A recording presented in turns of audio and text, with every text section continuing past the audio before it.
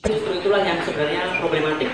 Apa problematiknya nanti kita diskusikan lebih lanjut. Tapi paling tidak dari latar belakang itu kita kemudian berusaha mengumpulkan artikel-artikel yang terkait dengan bagaimana proyek-proyek neoliberal itu terkait dengan apa yang disebut dengan konsep masyarakat sipil, dan salah satu pilarnya adalah NGO itu. Kemudian kita memilih beberapa artikel yang paling relevan dalam rangka mengkritik pendekatan pembangunan yang bercorak neoliberal tetapi berwajahkan masyarakat sipil itu kira-kira. Nah, itu sedikit latar belakangnya. Nah, kemudian apa isi jurnal ini sebenarnya? Jurnal ini sebenarnya paling tidak ada dua gagasan yang sebenarnya kita mencoba kita kritisi ya. Gagasan yang pertama adalah apa yang disebut dengan, kan pasti sering dengar istilah governance, atau kalau kita menambah emblem good itu berarti ada good governance. Saya akan cerita sedikit karena saya S1 dulu. S1 saya itu di jurusan yang paling banyak membicarakan istilah governance. Jurusan dulu namanya administrasi negara, sekarang namanya menjadi lebih keren, manajemen dan kebijakan publik di Visipol UGM. Nah, waktu saya S1, istilah-istilah governance itu paling sering sekali diajarkan. Apa itu governance? Prinsip-prinsipnya dari mulai akuntabilitas, transparansi, efisiensi, dan seterusnya. Termasuk partnership antara private sector dan publik. Nah, waktu itu sebagai mahasiswa S1, saya ya mengangguk-angguk saja bahwa ini adalah konsep yang baik, konsep yang brilian, konsep yang harus diaplikasikan untuk membuat pemerintahan yang lebih baik. Nah, tapi ternyata setelah saya membaca buku-buku yang lain, termasuk salah satunya buku-bukunya Mas Eko ya, itu ada pertanyaan-pertanyaan yang mulai muncul. Apakah benar kira-kira asumsi-asumsi yang dibangun oleh governance seperti yang saya dapat di kuliah itu memang bisa diaplikasikan dan membawa dampak yang baik bagi gerakan dan maupun juga pembentukan pemerintahan yang baik. Rupanya setelah saya baca-baca buku yang kritis yang salah satunya diterbitkan Mas Eko lewat Krisis ya, ada beberapa hal yang tidak diceritakan oleh dosen-dosen saya tentang apa yang dimaksud dengan governance. Yang paling menonjol adalah dosen-dosen saya itu tidak pernah mengajari saya, tidak pernah memberitahu saya konteks historis bagaimana dulu governance itu lahir. Artinya konteks sosioekonomi, politik, dan kapan dan di mana governance itu lahir. Dan ini sebenarnya bukan hanya problem UGM, tapi problem umum ilmu di Indonesia. Ilmu di Indonesia itu kebanyakannya ahistoris dalam pengertian kita hanya diajarkan teori, tapi tidak pernah diajarkan sejarah teori. Kita tidak pernah diajarkan kapan itu teori itu muncul, konteksnya sosioekonomi politiknya macam apa, sehingga kita bisa menilai secara kritis apakah konsep itu bisa diaplikasikan begitu saja di Indonesia atau perlu revisi-revisi yang lebih kritis terhadap konsep itu.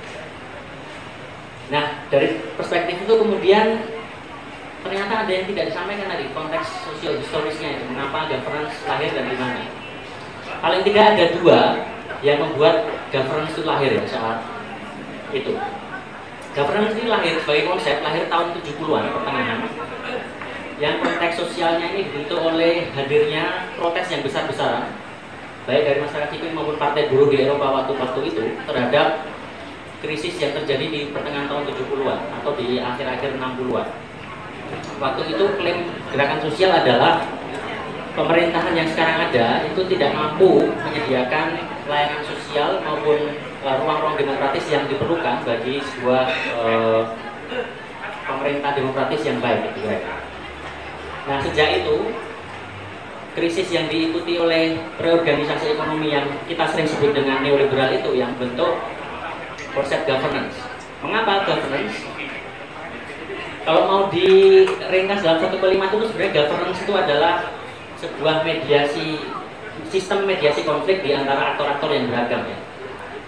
Aktor yang beragam adalah negara, private sector, dan tadi masyarakat sipil tadi. Nah, governance lahir karena di tahun 70-an itu karena protes yang sangat besar dari masyarakat, termasuk lahirnya masyarakat sipil, NGO yang menjamur begitu banyak, maka tidak bisa lagi mekanisme mediasi konflik sebelum tahun 70-an itu digunakan. Ketika saat itu konteksnya adalah welfare state di Eropa, di mana negara memainkan peran dominan. Tapi sejak tahun 70-an pertengahan hingga 80-an awal, negara tidak lagi hanya menjadi pemain tunggal. Negara ini ditemani oleh pasar dan juga ditemani oleh apa yang tadi disebut oleh masyarakat sipil tadi. Sehingga tiga pilar ini, Trinity ini, yang sekarang menjadi aktor utama dalam penyelenggaraan masyarakat. Nah, karena sekarang itu Trinity tidak lagi hanya monopoli negara, maka mekanisme akumulasi kapital itu tidak bisa lagi menggunakan cara-cara yang lama. Nah, cara yang digunakan adalah kemudian menciptakan mekanisme bagaimana memediasi aktor-aktor yang beragam ini agar tidak terjadi konflik. Karena syarat utama bagi akumulasi kapital adalah stabilitas politik. Nah, governance lahir dalam rangka untuk merespon kebutuhan sebuah mekanisme mediasi konflik yang baru. Mekanisme mediasi konflik yang berbeda dengan zamannya welfare state. Di zaman neolib, ketika aktornya itu makin banyak, maka dibutuhkan mekanisme mediasi konflik yang baru, dalamnya adalah governance. Ada 3 prinsip dari governance yang membuat mengapa dia ini bisa menjadi andalan ya untuk memediasi konflik. Yang pertama, cirinya adalah partnership. Artinya, aktor-aktor yang berbeda tadi, negara, private sector, masyarakat sipil, itu diasumsikan memiliki kepentingan yang sama. Apakah kepentingannya? Kepentingannya adalah akumulasi kapital, pertumbuhan ekonomi atau bahasa populernya. Seolah-olah semua aktor itu sepakat pentingnya pertumbuhan ekonomi. Nah, karena semua aktor itu diasumsikan sama kepentingannya, maka pasti kepentingan-kepentingan mereka itu bisa dikompromikan. Seperti misalnya buruh itu bisa dikompromikan dengan pengusaha asalkan ada kenaikan upah yang bertahap tiap tahun. Atau contoh lain, CSR itu bisa digunakan oleh perusahaan tambang untuk memberikan kompromi, memberi konsesi bagi masyarakat lokal yang daerahnya akan terkena daerah tambang, eksplorasi tambang misalnya. Nah, tetapi dalam kompromi-kompromi kepentingan ini ada satu nilai yang tidak boleh diganggu gugat gitu. Nilai yang tidak boleh diganggu gugat tadi adalah nilai akumulasi kapital atau nilai pertumbuhan ekonomi. Atau dalam contoh industri tadi, industri harus tetap jalan dengan catatan, oke, gaji buruh tak naikkan tiap tahun, tetapi industri di situ harus tetap jalan. Atau tambang tetap harus jalan dengan catatan nanti saya kasih kompensasi berupa CSR di komunitas itu. Nah, persoalannya adalah dari konsep yang seperti ini, kira-kira apakah benar aktor-aktor itu punya kepentingan yang bisa dikompromikan? Dalam sepanjang sejarah kapitalisme dari awal dulu sampai sekarang, buruh dan pengusaha atau buruh dan kapital itu selalu menunjukkan kepentingan yang tidak hanya berbeda tapi justru bertentangan. Dan bahwa betul ada kompromi-kompromi dalam bentuk upah yang naik, tetapi itu tidak menunjukkan bahwa mereka punya kepentingan yang sama. Tapi kompromi-kompromi itu lebih dibentuk oleh kondisi spesifik yang menuntut mereka harus melakukan kompromi satu. Nah, tetapi dalam mekanisme governance ini, ketika aktor-aktor tadi diundang semua ya, diundang, yang mereka sebut, kalau kawan-kawan mungkin pernah dengar istilah stakeholders, bapak-bapak, pemda, para muspida dan seterusnya, dan stakeholders yang terhormat, saya undang ke depan. Nah, itu adalah logika governance yang mencoba tadi mengakomodasi berbagai aktor yang berbeda tadi, negara, private sector, dan masyarakat sipil, untuk memastikan akumulasi kapital tetap berjalan. Dengan catatan tadi hanya memberi kompensasi berupa ekonomi yang istilahnya remah-temah pada mereka yang dianggap akan tersingkirkan. Dalam hal ini adalah buruh maupun masyarakat lokal yang akan terkena proyek tambang tadi. Yang tidak pernah dipertanyakan adalah problematik dari governance yang semacam ini, asumsi partnership ini adalah dia menganggap nilai akumulasi kapital itu sebagai nilai yang tertinggi, nilai yang harus taken for granted, nilai yang tidak boleh dipertanyakan. Mengapa harus ada industri? Mengapa harus ada tambang? Itu adalah suatu pertanyaan yang tidak boleh ditanyakan oleh stakeholder. Karena dalam partnership tadi diandaikan kamu menjadi mitra saya kalau kamu sepakat dengan nilai utama tadi. Dalam hal ini adalah akumulasi kapital. Kalau kamu tidak sepakat dengan nilai akumulasi kapital, maka kamu bisa saya coret dari daftar stakeholders, dari daftar para pemangku kepentingan yang akan saya minta untuk bernegosiasi. Nah, persis disitulah ciri kedua governance bekerja ya, yaitu adalah prinsip inklusi dan eksklusi. Jadi kalau Anda, misalnya buruh atau komunitas lokal yang tidak sepakat dengan pertambangan, terus justru mempertanyakan mengapa harus ada pertambangan, ya orang-orang yang seperti Anda ini tidak harus saya undang menjadi bagian dari stakeholder yang saya ajak rembukan. Saya hanya akan mengajak rembukan mereka-mereka yang setuju adanya tambang misalnya. Nah, nanti negosiasinya hanya dalam level teknis, yaitu soal kompensasi, berapa kompensasinya dan berapa nilai ekonomi yang harus diberikan perusahaan terhadap warga lokal di situ. Tapi tidak boleh mempertanyakan mengapa akumulasi kapital harus menjadi nomor satu. Nah, strategi inklusi dan eksklusi itu yang menjadi prinsip governance yang kedua setelah partnership tadi. Tapi tidak hanya itu ya, sebenarnya governance itu ada prinsip yang ketiga yang membuat dia ini menjadi mekanisme yang efektif dalam rangka memediasi konflik dalam akumulasi kapital. Prinsip yang ketiga adalah yang disebut sebagai mencerabut negara dari kekuasaan otoritas tradisionalnya. Kalau kita ingat di zaman welfare state tahun pasca Perang Dunia Kedua sampai tahun 80-an pertengahan, negara itu memainkan peran kunci dalam memediasi konflik antara dua nilai ekonomi yang diwakili oleh pengusaha atau kapital dan nilai sosial yang diwakili oleh pekerja. Nah, negara kesejahteraan itu bertanggung jawab untuk memastikan terjadi kompromi antara dua pihak ini yang berdebat soal nilai. Nah, tetapi pasca neoliberalisasi terjadi di tahun 80-an, peran negara yang memainkan peran yang disebut sebagai sovereign command ini, kedaulatan yang tertinggi, ini sekarang dipangkas. Dia sekarang kedudukannya setara dengan masyarakat sipil dan pengusaha atau pasar. Karena tadi aktornya sekarang stakeholders itu private sector, negara dan masyarakat sipil. Artinya negara yang dulu kedudukannya itu di atas kedua pihak tadi, sekarang diturunkan derajatnya menjadi sejajar dengan baik masyarakat sipil maupun pengusaha. Nah, implikasinya kalau dia yang sejajar sekarang, maka ketika ada konflik kapital dan pekerja misalnya, kapital dengan buruh, negara tidak punya hak lagi untuk memastikan konflik itu diakhiri atau memastikan ada kompromi di antara dua hal itu. Ini yang terjadi dengan prinsip ketiganya governance ini, yaitu self-regulation.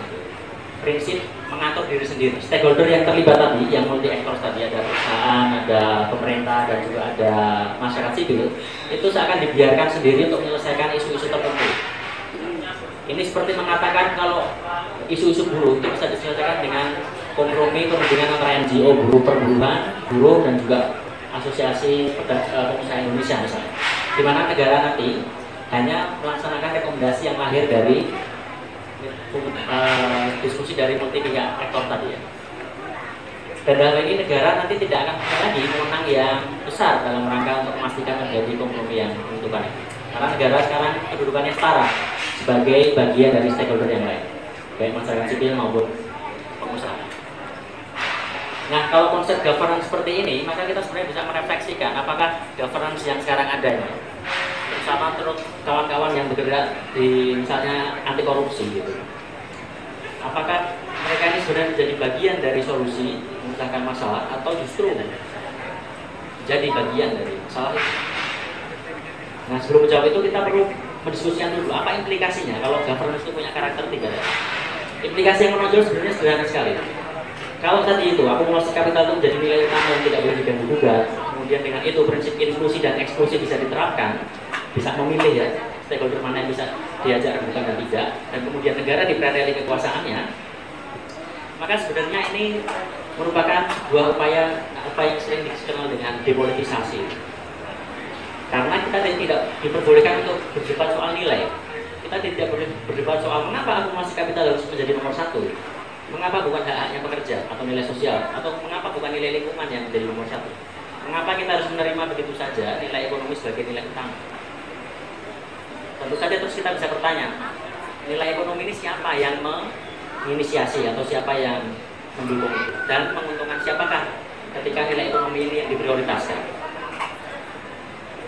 Ya, kita tahu semua kira-kira kalau nilai ekonomi itu yang diprioritaskan ya berarti pihak yang menguasai sarana produksi itulah yang akan mendapat rezeki paling banyak dari nilai akumulasi kapital itu.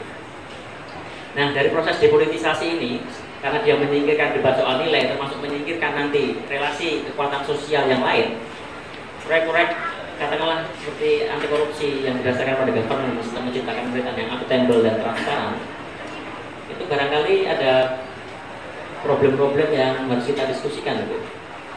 Saya kira problem yang paling utama adalah ya depolitisasi itu.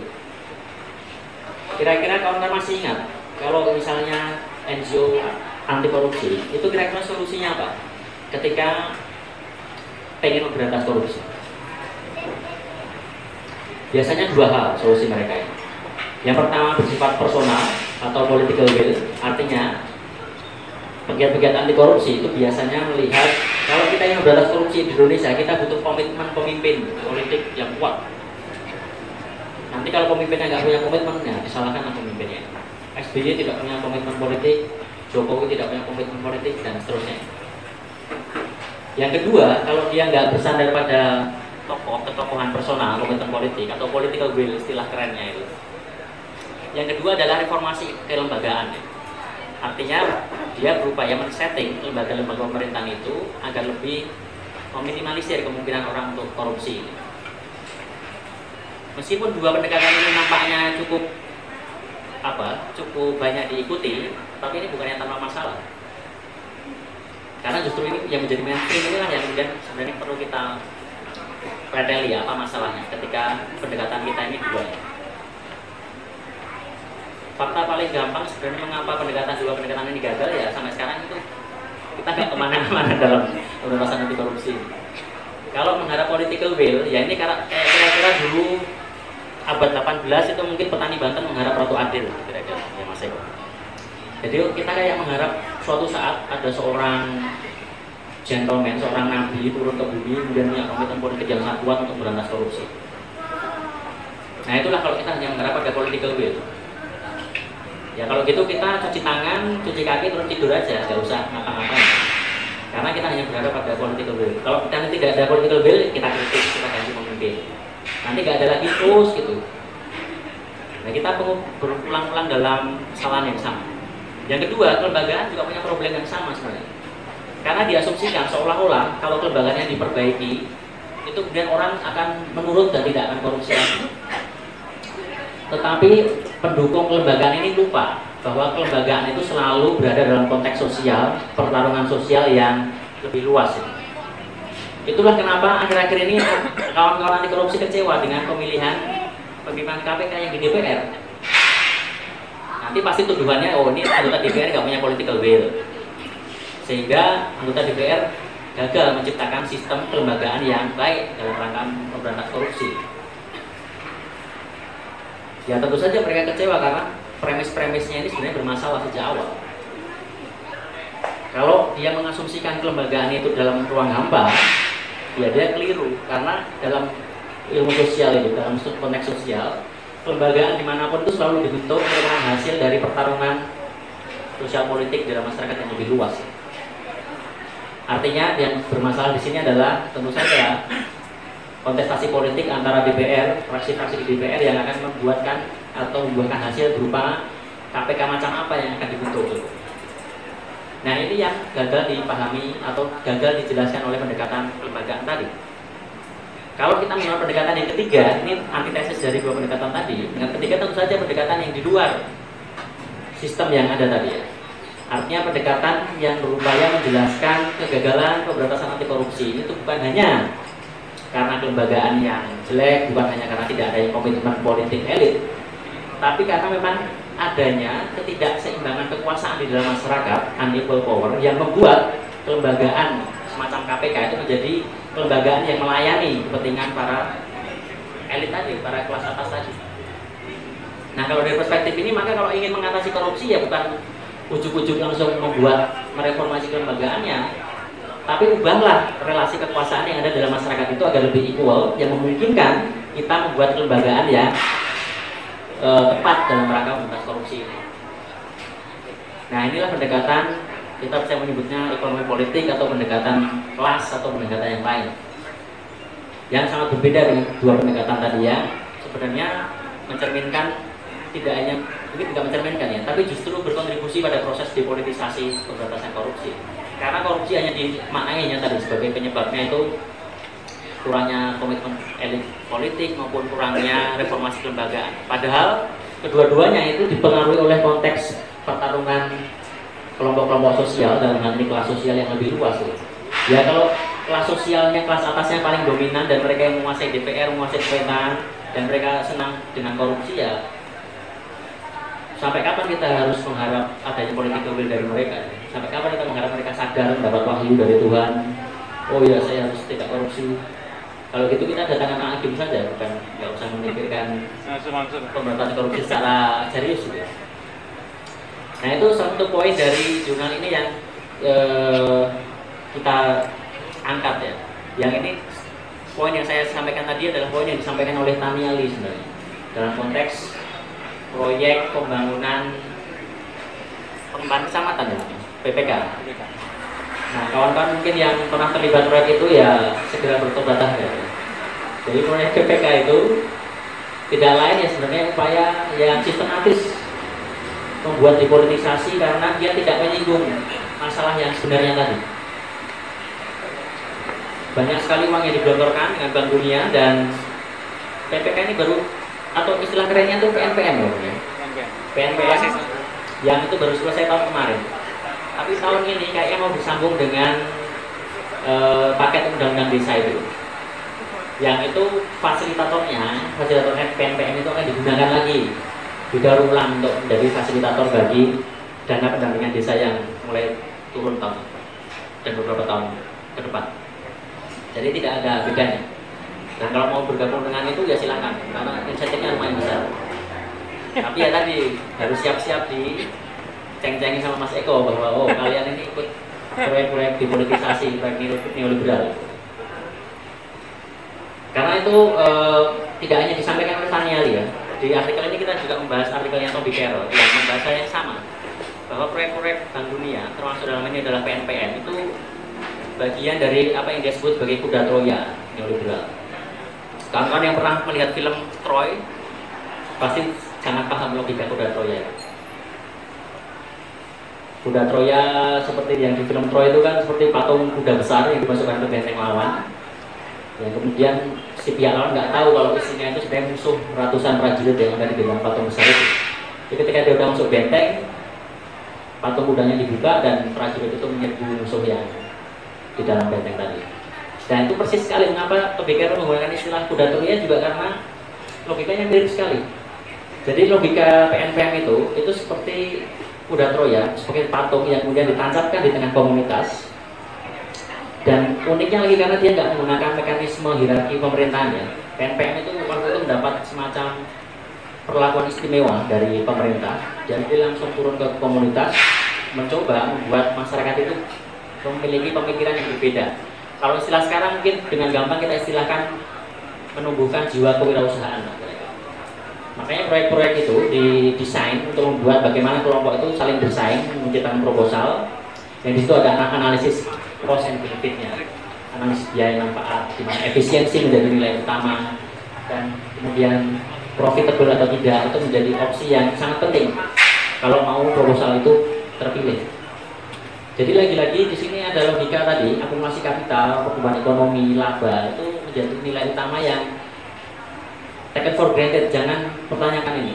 Yang perlu kalian pertanyakan hanyalah soal implementasi teknisnya saja. Bagaimana melaksanakan pencapaian laba, melaksanakan akumulasi kita itu dengan cara yang paling efektif dan efisien. Tapi kita nggak pernah diperbolehkan untuk bertanya, mengapa sih kita harus akumulasi kapital? Mengapa kita harus mendahulukan nilai ekonomi dibanding nilai sosial atau lingkungan? Nah itu depolitisasi dalam aspek tadi ya, governance. Dan ada satu lagi konsep yang sangat banyak kita bahas, konsep modal sosial namanya. Karena pasti sangat sering dengar. Dan di UGM sendiri ini kebetulan ada mahasiswa S1 yang sedang riset soal ini. Kawan-kawan tahu berapa kira-kira judul tesis, skripsi, disertasi yang menggunakan kata kunci modal sosial di UGM? Ada yang berani menebak? Ada sekitar 140-an. Skripsi S2, skripsi, tesis S2, disertasi yang menggunakan kata kunci modal sosial. Dan bagaimana cara mereka menggunakan konsep modal sosial? Nah inilah lucunya kampus kita ini. Nah kalau UGM kayak gini nanti kampus yang lain gimana? Tapi saya ceritakan yang UGM dulu. Jadi mereka menggunakan konsep modal sosial ini seperti kayak menggunakan apa ya? Pacul atau arit atau alat-alat yang bisa diambil alih begitu saja untuk digunakan. Jadi kita beli dari Eropa alat itu, traktor misalnya, langsung kita bisa gunakan di sini tanpa harus ada penyesuaian. Tanpa kita mengkritik kenapa traktor bentuknya seperti ini, mengapa traktor harus pakai bahan bakar yang seperti ini. Nah itu persis bagaimana orang-orang kita nih, akademisi kita. Nah barangkali juga salah satu dari kawan-kawan mau menggunakan skripsi modal sosial ya. cara mereka menggunakan modal sosial itu kayak persis kayak tadi. Definisi modal sosial, prinsip-prinsipnya apa, kemudian langsung diaplikasikan ke dalam komunitas. Komunitas ini punya modal sosial atau enggak? Kalau tidak punya, oh pantesan kamu melarat, pantesan kamu miskin, pantesan kamu nggak berkembang dan seterusnya. Karena modal sosial di dalam cara penggunaan yang tadi itu dianggap pertama taken for granted, yang kedua dianggap baik pada dirinya sendiri. Modal sosial itu dianggap pasti baik karena para ilmuwan yang dominan menggunakan modal sosial ini dari mulai Coleman Putnam sampai nanti diadopsi oleh Bank Dunia, mereka mendefinisikan modal sosial ini sebagai kemampuan seorang individu untuk memperoleh manfaat dari jaringan sosial yang dia ikuti. Jadi gampangannya kalau Anda ikut termasuk ke diskusi ini, barangkali Anda mengharap dapat teman baru, dapat jaringan baru, atau bahkan dapat pacar baru misalnya. Karena itu adalah salah satu upaya untuk mendapatkan manfaat dari jaringan sosial yang Anda ikuti. Atau seorang buruh yang ikut serikat buruh, petani yang ikut serikat tani, dan seterusnya.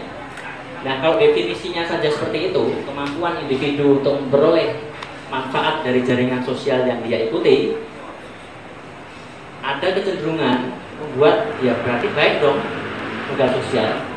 Kalau kayak gitu, berarti kalau kamu nggak punya modal sosial, berarti kamu justru ya buruk gitu. Kamu nggak punya teman, kamu nggak punya pacar misalnya dan seterusnya itu. Nah, implikasi berikutnya adalah kalau modal sosial itu dianggap baik pada dirinya sendiri, ini sebenarnya sudah memberikan semacam, kalau dalam di dunia kampus ini sebenarnya sudah kebodohan intelektual. Karena dia mengambil alih begitu saja tanpa memberikan kritik atau sisi lain dari modal sosial.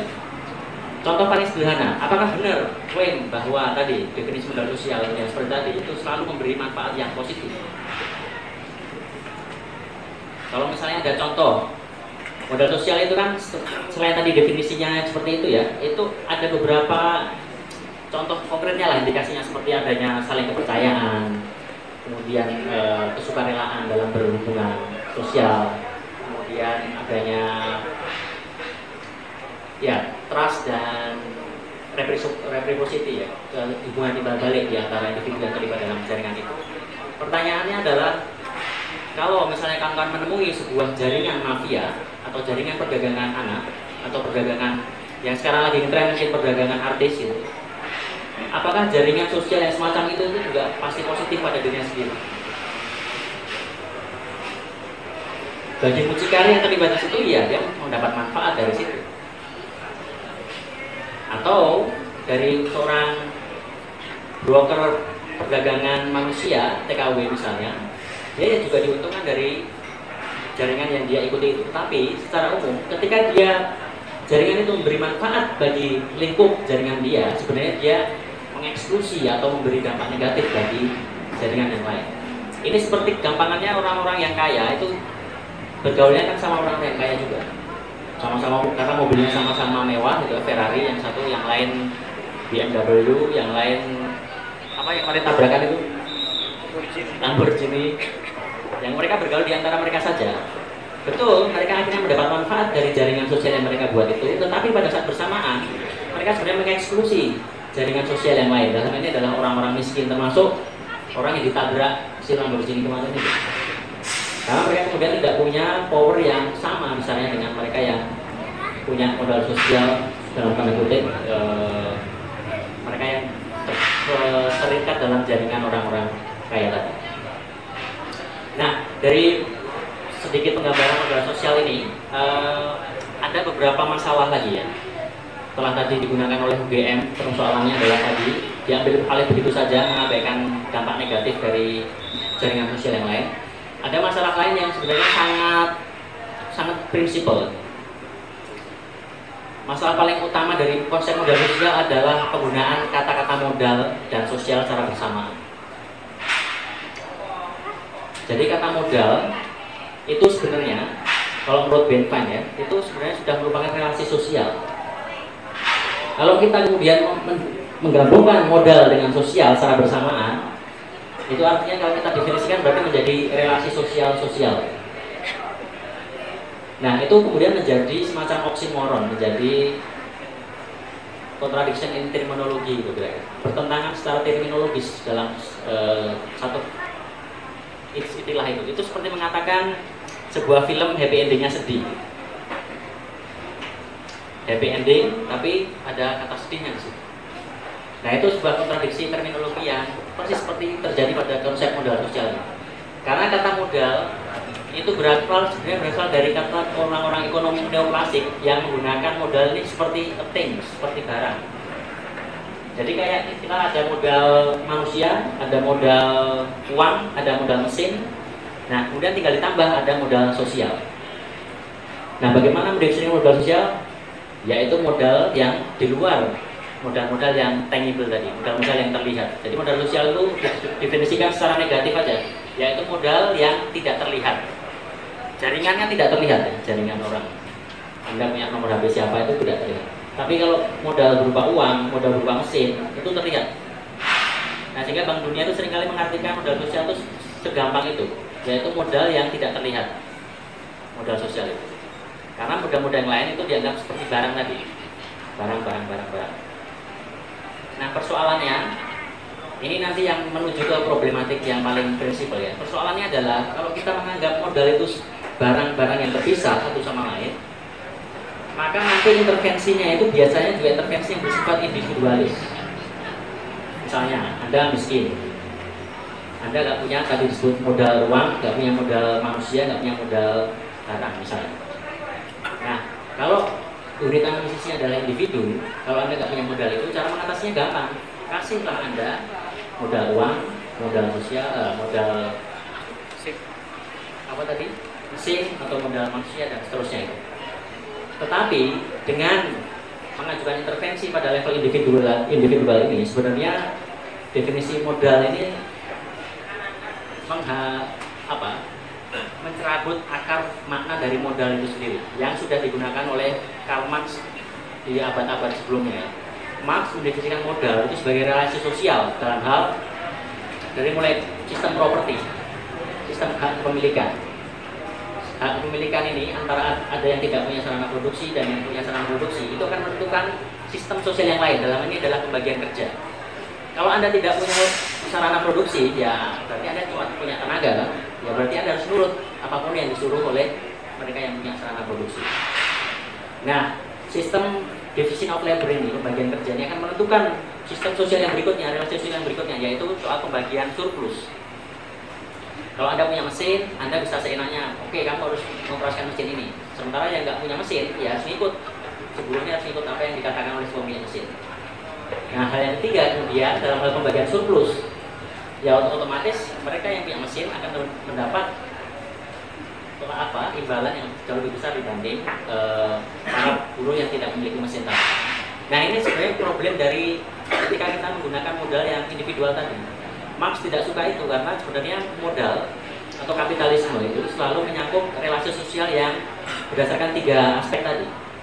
Relasi sosial dalam hal hak kepemilikan pribadi, relasi sosial dalam hal pembagian kerja, dan relasi sosial dalam hal pembagian surplus yang dihasilkan. Nah, kalau cara kita memahami modal seperti itu, modal sebagai relasi sosial, maka kalau kita mengatakan orang itu miskin, itu bukan hanya karena kekurangan satu modal barang yang terpisah-pisah tadi, tapi karena ada sebuah relasi sosial yang lebih besar yang membuat orang itu miskin. Misalnya tadi, karena ada ketimpangan antara orang yang punya sarana produksi dan yang tidak. Ini menandakan di dalam relasi properti hak milik pribadi itu terjadi ketimpangan. Nah, kalau dasarnya aja sudah timpang, nanti itu akan berimplikasi pada ketimpangan di level yang kedua tadi, pembagian kerja.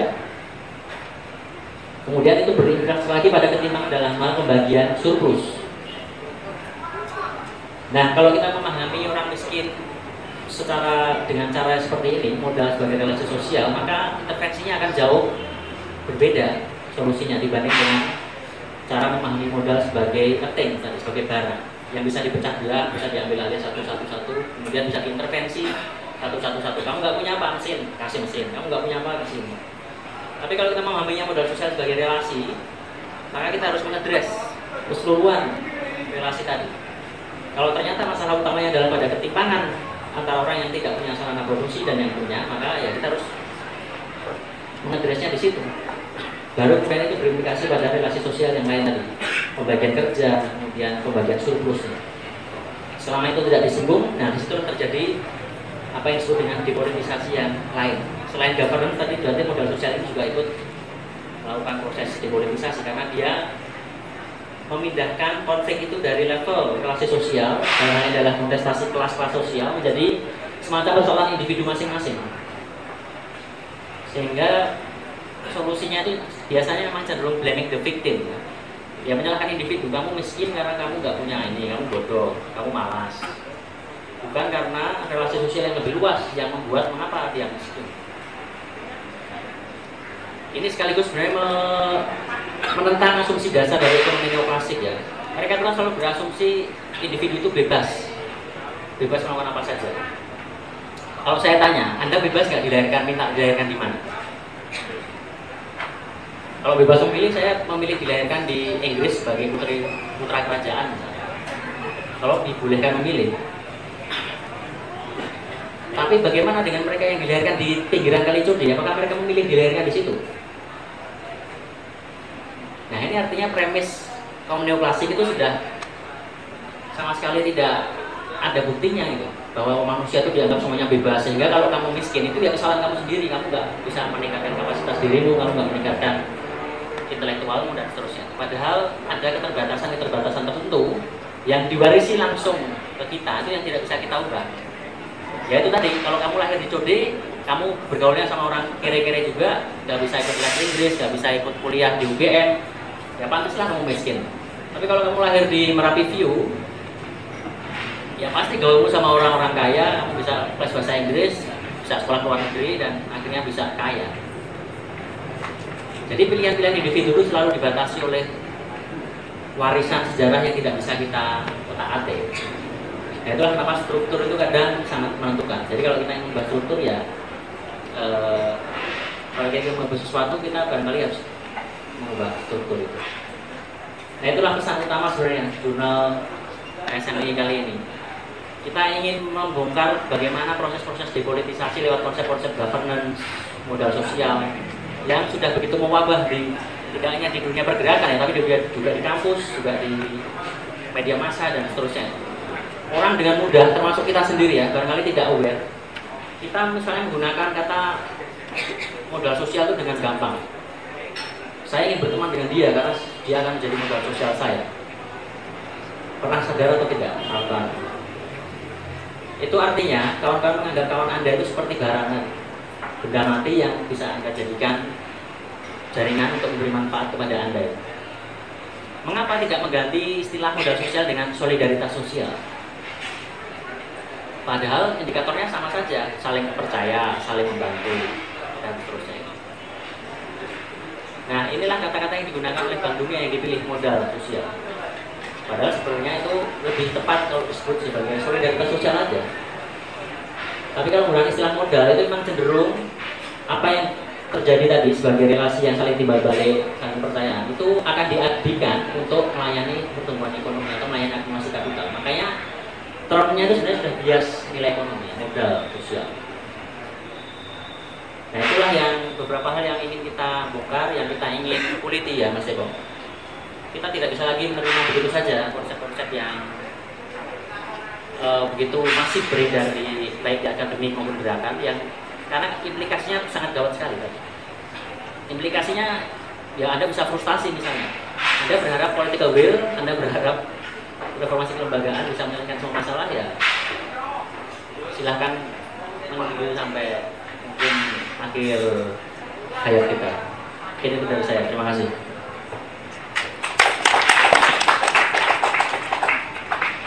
Terima kasih, Bung Habibie. Ini serius dan tegang, ini malam minggu serius dan tegang. Banyak hal baru, ya, terutama tentang konsep-konsep yang selama ini berseliweran kita dengar, yang kemudian sedikit demi sedikit dipreteli oleh bicara pertama kita, Bung Habibie tadi.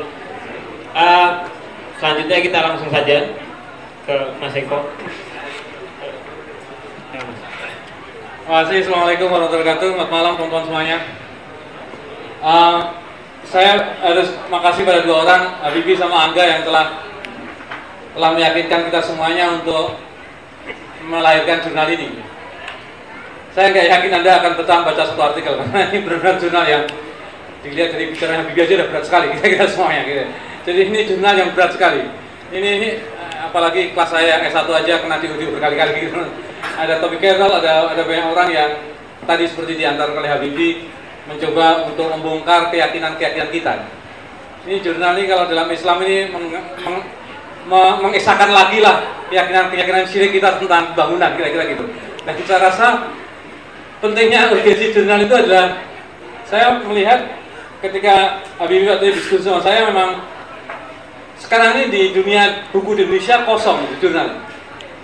Adanya jurnal kampus yang hobinya akreditasi dan selalu foto muka para dosen ada di lembar artikel itu, dan kita nggak tahu antara daftar pustaka dengan isinya kadang-kadang beda sekali. Menurut saya itu jurnal unik-unik dan pasti nggak laku kalau dijual. Saya nggak yakin jurnal ini laku, tapi saya yakin jurnal ini berbeda lagi dengan jurnal kampus. Ada pula jurnal-jurnal LSM yang isinya laporan proposal mereka, itu kan biasanya itu laporan rekomendasi yang diputuskan oleh donor, dan biasanya belakangnya ada gambar donornya gitu, dan mengikuti bendera masing-masing pemberi duit gitu. Ini khas jurnal yang nggak dijual tapi dibagi gratis dan kita semua malas membacanya gitu, dengan desain cover yang saya rasa nggak ada seru-serunya amat lah kira-kira. Jarang Anda lihat jurnal kalau desain covernya ikan gede makan ikan kecil. Saya rasa ini bukan ya seri seni rupa dan lukis menurut saya. Ini benar-benar jurnal yang saya nggak merekomendasikan untuk beli, karena saya yakin ini jurnal yang berat, serius, dan saya tadi mengutip Habibie karena kita ingin menjawab kebutuhan kita hari ini. Pertama apa? Kebutuhan gerakan yang selalu melihat proses perubahan itu pada tingkatan penataan kelembagaan selalu. Bunyinya spanduk kawan-kawan itu selalu saja sama. Turunkan harga bensin, rombak KPK gitu, korupsi no gitu. Korupsi no, dan jangan korupsi, iklannya sampai berkali-kali pakai dengan tangan apapun gitu. Peragaan mereka yang korupsi itu iklannya unik-unik dan gak masuk akal menurut saya. Dan selalu percaya bahwa kuncinya tuh ada di kata Habibie orang gitu. Kalau enggak orang, lembaga deh kira-kira. Nah, ini bukan hanya kepercayaan media, tapi kepercayaan yang kita amini semuanya kira-kira. Kita hari ini percaya bahwa syaratnya ketua KPK itu kalau bisa semua 25 napi itu datang jadi komisioner menurut saya. Dan itu pasti beres gitu kira-kira gitu. Karena nggak ada nih orang yang berakhlak seperti itu gitu. Nah ini kayaknya kepercayaan kita, kepercayaan organisasi, dan ini menilai perubahan ini pada tingkatan itu. Mengubah lembaga dan mengubah personil. Kalau seperti itu, maka kita kemudian, Habibie tadi sudah mengatakan, kita mengandaikan pemerintah itu sesuatu yang netral. Benar-benar kita nggak pernah curiga sama pemerintah. Bahkan dicegat polisi pun kita nggak curiga. Mereka tanya SIM STNK, kita kesikat gitu ya. Dan kita ikhlas membayar denda gitu. Padahal kesalahan kita apa sih? Cuma ada lampu merah aja, dan gilanya polisi kornea matanya tajam sekali menurut saya. Ini kejahatan sepele dan kita patuh gitu. Pembangkangan nggak hidup gitu. Pos-pos polisi itu kita oke aja dengan kantor pos polisi ya. Dia pasang pos seenaknya, kita nggak izin sama kita, dan oke aja kita dengan warna pos yang kayak gitu kira-kira. Kita oke pada lembaga itu. Kita nggak protes sama kantor pajak yang rakyat baik, taat bayar pajak. Itu menurut saya ini sepadunya menghina sekali menurut saya. Ini orang korup sama mereka ini kira. Dan benar-benar pembangkangan tuh nggak ada, karena kita ini yakin bahwa negara ini baik gitu loh kira-kira. Sehingga kalau ada bukaan CPNS ini masa semua antri untuk menjadi orang-orang itu gitu deh. Kita rasa-rasanya tempat yang paling indah seperti surga kira-kira. Ya semua orang kemudian pengen jadi pegawai negeri ya. Dia andaikan pegawai negeri itu benar-benar pegawai untuk negara, untuk rakyat, gitu. Apalagi pada tingkatan prajabatan tuh Pancasila, UUD 45 hormat. Menurut saya ini panggung boneka yang unik sekali kita benar-benar nggak curiga pada negara itu, nggak curiga sama sekali. Ini orang-orang isinya orang baik, mati, marah. Maka semua LSM selalu mengatakan, ayo dong kita isi dong pemerintah dengan baik, ayo dong kita ikut partai politik dong, kita isi yang baik dong. Padahal bukan isinya, memang sistemnya jahat, mau diisi siapapun tetap jahat. Bahkan saya nggak yakin kalau Nabi Musa jadi salah satu anggota kabinet itu akan tongkatnya berusaha berubah jadi ular menurut saya. Ini bisa tongkatnya ular mencekik dirinya sendiri menurut saya. Ini karena ini sistemnya jelek gitu. Tongkat Musa lah, apapun lah menurut saya saya nggak yakin dengan sistem itu. Habibie di jurnal ini kita diyakinkan. Soalnya itu bukan, jangan lagi-lagi memandang negara itu sama. Gitu. Negara itu saya kekuatan politik yang hadir yang kuat. Sekarang tidak terjadi. Nah, maka jurnal ini kemudian juga tadi Habibie mengatakan kepercayaan itu membuat gerakan-gerakan sosial itu mengandaikan partisipasi itu sesuatu yang normal. Konsekuensinya seperti jamaah Jumatan kira-kira. Jadi kalau kita ajak masyarakat dengan cara partisipasi kayak workshop LSM lah. Petani-petani ada, buruh-buruh ada, lalu kita absen satu persatu. Lalu mereka keluar dengan memakan pergi masing-masing gitu ya. Karena semua orang diwakili. Petaninya ada, buruhnya ada, mahasiswanya ada semuanya. Maka kita bicara yuk anti korupsi. Karena stakeholdernya melengkapi kira-kira. Nah, proses partisipasi semu ini terjadi di banyak tempat. Itu sama dengan konferensi gerakan. Ini siapa elemen gerakan buruh? Oh saya buruh nih. Ini mana? Gerakan rakyat, gerakan ini. Oh cocok nih semuanya. Lalu semua mengklaim. Lalu tiba-tiba mereka mengubarkan front perjuangan kaum aktivis yang mewakili semuanya. Ya, perwakilan semu. Karena ini partisipasi yang batal dan naif kira-kira. Karena semua orang mengklaim dirinya sendiri dan tidak ada validasi kecuali absensi. Yang ini kemudian partisipasi semu ini dibongkar oleh Habib tadi, percaya atas modal sosial tadi. Setiap individu kemudian muncul sedemikian rupa dan memberikan atribut. Gara-gara pakai kas Che Guevara kita bisa klaim kiri aja. Nah, saya kiri dong, kayak Guevara. Apalagi kalau tambah Palu Arit segala. Apalagi kalau digebuki sama Baki itu makin kirinya makin bebas banget deh kira-kira gitu. Jadi ya itu sama dengan penggemar Noah atau siapalah kira-kira. Jadi dia sama dengan anak kecil berpotongan kayak Noah atau Peter Pan gitu. Dan dia bermusik seperti itu. Jadi partisipasi semu. Kita seakan-akan mengatakan, dahsyat ya kita ini sudah melakukan perubahan ya kira-kira. Padahal bukan pada titik itu. Nah, mempercayai proses partisipasi semu itu membuat apa namanya perubahan-perubahannya kemudian menjadi perubahan-perubahan yang agendanya kemudian saling tumpang tindih dan kemudian tidak menuju pada proses formasi perubahan sosial yang signifikan. Hari ini gerakan demokrasi bicara anti korupsi, entar lagi bulan depan ganti lagi isu lagi. Sekarang isunya difabel lagi isunya ganti lagi gitu.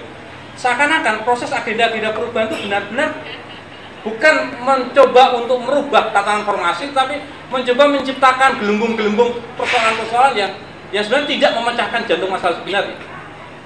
Pada titik itu maka perubahan-perubahan gerakan kemudian ditetapkan pada ukuran-ukuran kuantitatif dan itu menyakitkan sekali. Berapa kali IJW melansir tentang korupsi di tubuh kepolisian? Berapa kali kita ini pernyataan statement tentang betapa besarnya angka korupsi? Jutaan, ratusan. Itu sama dengan BKMG, BMKG menjelaskan tentang skala gempa kita. Gempa tadi malam 4,3. Gempa kemarin 3,4. Apapun 3,4, 4,5 itu pasti goncangannya keras sekali gitu. Mana pula kita goncang ini skala berapa ya kira-kira ya? Enggak lah. Maka BMKG waktu katakan nanti kalau 3,4 rebahan ya, kalau 4,5 lari ya, kalau 6,7 berdoa lah ya kira-kira. Ya 6,7 kita semua terbang semua lah dan kita masih mati mendadak gitu. 6,7 itu bentuk kiamat kecil lah kira-kira.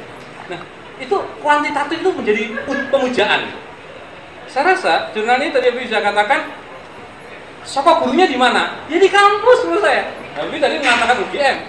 Ini Habib penting sekali karena Habib ini di UGM kuliahnya, sekarang kerja di UGM dan sekarang mengatakan UGM busuk menurut saya. Ini penting sekali kejujuran Habib, pengakuan dosa di antara kita semuanya. Gitu.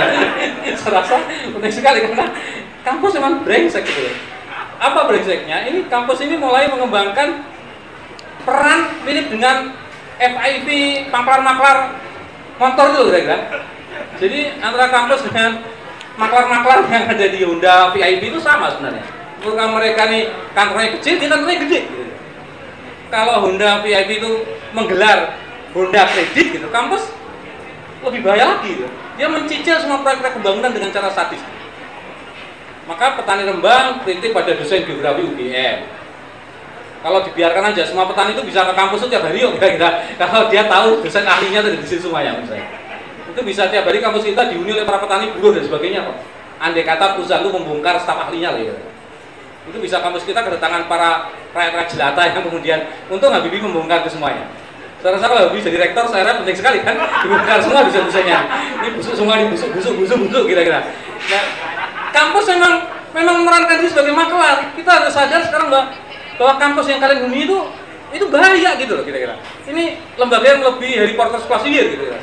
Ini lembaga yang nyihir kita semuanya. Dan kamu nggak berontak sama sekali. Istilah Habibie tadi kan terang-terangan mengatakan, kok nggak berontak itu loh kita. Kampusnya aja kayak gitu. Di artikel ini dasar sekali memberikan jelasan tentang pertautan konsep-konsep itu yang dikatakan berulang oleh dosen-dosen kita. Nah, lebih dari itu, kampus itu bukan hanya menidurkan kesadaran kritis kita, dia menciptakan konsep-konsep yang membuat semua persoalan itu menjadi panduan-panduan praktis. Yang istilah tadi wirausaha segala macam itu. Saya rasa semua mata kuliah itu kalau dikerucutkan jadi satu cuma mata kuliah wirausaha itu aja sebenarnya. Kalau semua dipreteli jadi satu, kuliah itu akan sebenarnya ya bagaimana mempercepat kalian selesai, lalu memudahkan kalian bekerja. Ya ini mirip dengan fungsi PJDKI lah menurut saya. Memberikan benar-benar keterangan praktis lah kira-kira. Bimbel lah menurut saya. Paling fantastis lah bimbel. Andaikan kampus itu jadi gak bimbel, saya rasa gak ada pelajaran kuliah 3 SKS, 4 SKS kok. Wong ujung-ujungnya nanti ujian kok. Ya kan harusnya lebih praktis bimbel. Orang bimbel akan memberikan panduan-panduan praktis. Dan itu konsep-konsepnya kemudian turun dan tanpa ada penceritaan asal-usul historisnya. Sama dengan modal sosial tadi. Ini sama dengan mata kuliah Habibie divisi Pol tentang clean governance tadi dikatakan gitu. Hampir semua konsep itu kita nggak tahu sejarahnya. Ini sama dengan munculnya fakultas yang kita nggak tahu kenapa ya tiba-tiba ada FKIP itu ya kira-kira. Kita percaya aja, oh ya baguslah. Semakin ada fakultas baru-baru tuh sekarang S2-nya semakin banyak. S2 perdamaian, lalu S2 konflik, S2 agama dan perdamaian. Nanti ini agama perdamaian konflik, perdamaian agama. Itu S2 itu mirip dengan judul berita koran menurut saya. Jadi S2-nya itu jadi ragam banyak fakultas. Saya lihat juga fakultas di Indonesia juga gitu, kita nggak tahu kok. Tiba-tiba ada muncul fakultas baru misalnya. Sekarang ada sekolah perawat, sekolah kesehatan, sekolah fisioterapi, sekolah pijat dan sekolah teknis menurut saya. Dan itu kan gila kita semua tiba-tiba. Kok bisa D3 hukum kemudian sekarang nggak boleh? Ada D2 bahasa yang diperkenankan. Disiplin fakultas kita nggak pernah sejarahnya. Dan insya Allah kita semua persangkanya baik. Ya sudah, alhamdulillah keterima di fakultas ini. Entahlah kenapa ada fakultas ini dan kenapa kalian masuk ke situ kita juga nggak paham juga. Ini kan keren aja kita masuk ke situ. Nah, konsep-konsep itu turun. Apalagi fakultas agama Islam. Itu lebih hebat lagi kira-kira. Ada syariah, ada Islam ini, Islam peradaban, Islam apa. Mata kuliahnya begitu rupa. Fakultas hukum juga begitu. Nggak ada perubahan sama sekali. Mesti mula-mula kuliahnya pengantar ilmu hukum, pengantar acara perdata, pengantar hukum pidana, diantarkan terus nggak pernah nyampe kita semuanya. Dia pengantar dulu gitu kira. Dengan buku yang nggak berubah gitu dengan saya. Jadi kampus ini punya, ya Habibie tadi membongkar lebih jauh lagi. Semua konsep yang lain di kampus, bahkan kita nggak tahu kenapa dosen itu ngajar kita katakanlah. Orang ini ngapain gitu ngajar kita? Konsentrasi ilmunya, dia tiba-tiba muncul, wah ini kok kita nggak tahu kok, fit propertiesnya nggak ada orang ini. Tiba-tiba saya ngajar kalian ya, mending guru teman kanak-kanak, ngajar karena ramah baik hati dan kita kenal kira-kira. Jadi dosen tiba-tiba datang ngajar kita gitu, dan kita nggak tahu kedaulatan apa yang membuat dia bisa merintah kita. Dan ini otoritas kampus itu benar gelap semuanya. Sejarahnya kita nggak percaya dan kita paham. Terutama konsepnya, historisnya aja nggak jelas, apalagi konsepnya gitu. Nah maka pada titik-titik tertentu itu kemudian membuat fungsi akademiknya sudah lenyap. Dosen, maklar, tenaga ahli, staf ahli, saksi ahli itu sudah nggak bisa dibedakan. Kadang-kadang dia ngajar kalian, besok-besok dia jadi saksi ahli koruptor, besok-besok jadi staf ahli perusahaan, besok-besok dia jadi sales. Kita bingung kan? Ini orangnya profesi apa sih kira-kira? Kadang-kadang jadi pengamat di TV, kadang-kadang jadi saksi ahli koruptor, kadang-kadang dia benar-benar profesi yang nggak jelas. Gitu. Orang yang profesi yang nggak jelas lalu memberikan pengetahuan pada kita, itu kan menjadi kacau balau. Gitu. Bursa akademik menjadi kacau balau semua. Yang nggak dia lakukan apa? Tugas yang sebenarnya harus dilakukan. Kami nulis jurnal terjemahan karena apa? Ya karena susah nyari dosen yang bisa nulis dengan tema umum kita ini. Mau dilombakan berkali-kali hadiahnya sepeda motor atau apa, saya rasa nggak akan mungkin kita dapat dosen yang bisa kayak gini. Tiba-tiba kita masukkan tema, mari kita membongkar proyek Neolib ya. Wah itu mbok. Yang nulis jurnal ini insya Allah masuk surga, dapat wow, saya rasa susah. Maka terjemahan bahasa Inggris semua di sini. Karena dia yang kita lakukan. Berapa sih dosen kita yang bisa menulis buku itu, produktivitasnya rendah sekali. Riset kita apalagi terbatas sekali. Karena akademik kemudian menjadi luar biasa. Nah terakhir menurut saya, Ini kalau sudah mulai gelap, saya rasa ini segelap nasib kita semuanya, membongkar proyek kita semuanya nggak jelas gitu-gitu. Nah, saya ingin mengatakan dengan jurnal ini, setidaknya kita mulai dibangunkan kesadarannya bahwa kita berada dalam alam kesadaran politik pendidikan yang bermasalah. Saya Habib tadi mencoba, mari kita ubah kesadaran struktur itu sehingga konfrontasi kita itu bukan konfrontasi pada ide simbolik dan kuantitatif, tapi memahami pelipat gandaan struktur sosial yang sangat eksploitatif dan represif ini. Maka Habib tadi katakan analisis Marxis berperan pada itu. Kembali ke Karl Marx itu menjadi penting sekali. Syahadatnya ada di sana kira-kira. Jadi tauhidnya itu ada di situ gitu. Balik lagi istiqomahnya ke situ kira-kira gitu. Nah, Habib ingin Junani mengatakan seperti itu. Sehingga pada titik itu maka kita wajib dan penting untuk melakukan kontrol atas ekspansi kultural ini, ekspansi akademik ini yang diprakarsai oleh para ornop-ornop, LSM-LSM dan tenaga-tenaga akademisi. Saya rasa pesan menyengat jadi jurnal ini adalah mulai sekarang jangan percaya deh atas apa yang kau terima dan atas apa yang kau patuhi lah, kira-kira begitulah jurnal ini. Secara umum memang ada banyak konsep-konsep yang terlibat di situ. Saya hanya mengantarkan menambahi apa yang dijelaskan secara detail oleh Habibie. Terima kasih. Assalamualaikum warahmatullahi wabarakatuh.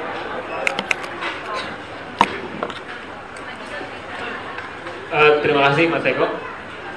Tadi dari uraian Mas Habibie dan Mas Eko, mungkin teman-teman sudah banyak mendengarkan bagaimana proyek pembangunan itu berjalan di Indonesia, lalu konsep-konsep apa yang kemudian muncul. Sekaligus juga tadi ditambahkan dengan latar belakang kehadiran jurnal seluruh pergerakan ini.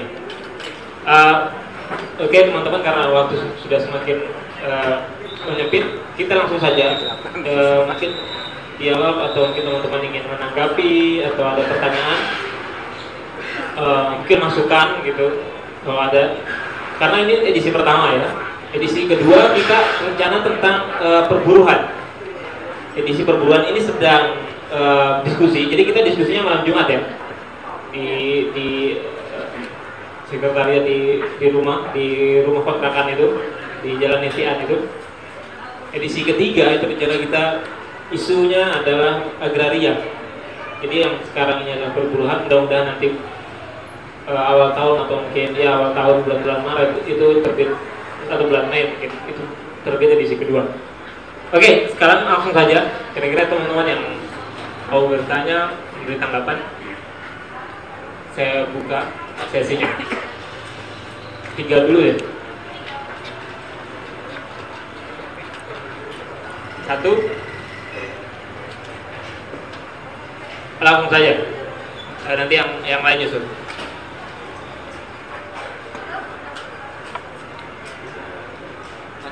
Atau maju aja.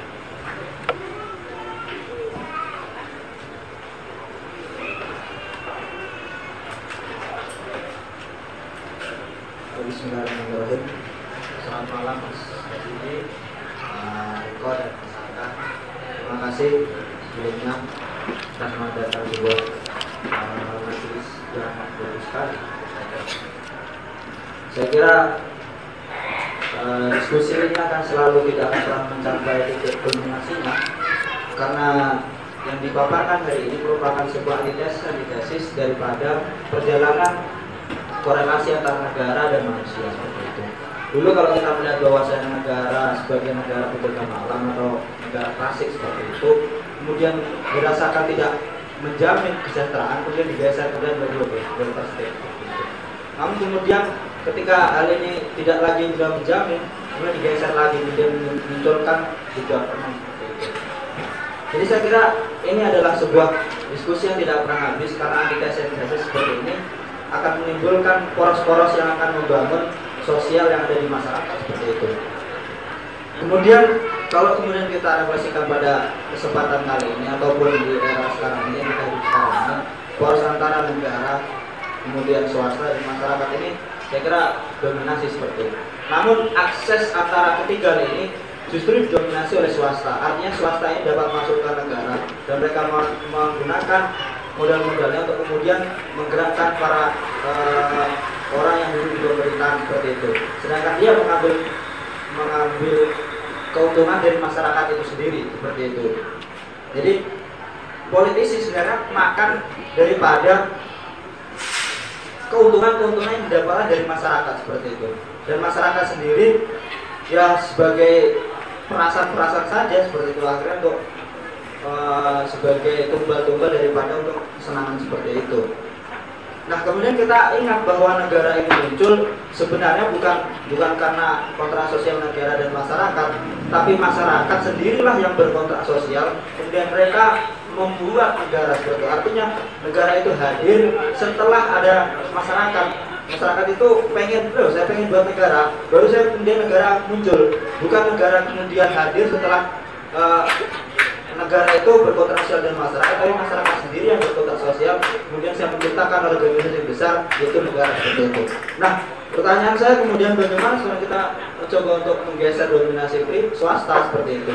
Artinya apa? Negara ini kemudian harus lahir sebagai, saya kira harus lahir sebagai yang kuat seperti itu, tapi juga jangan sampai kemudian kuatnya ini malah digunakan untuk dominasi masyarakat. Bagaimana kita menggeser dominasi swasta ketika keadaan seperti ini?